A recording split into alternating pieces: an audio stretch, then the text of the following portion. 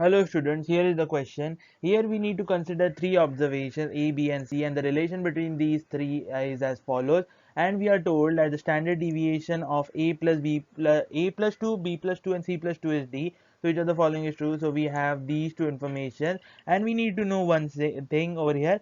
Look, we have A comma B comma C, correct? Now if we add plus 2 to each term, the difference between the term does not change, correct?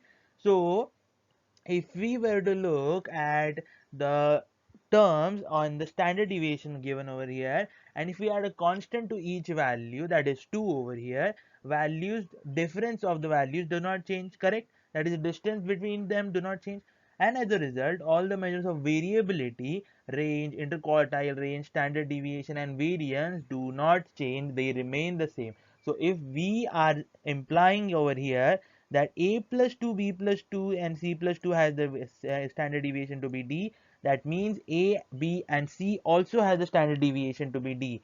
And using this information, we will first find the mean of the three observations, which we come out to be 2B by 3, as A plus C is equals to B.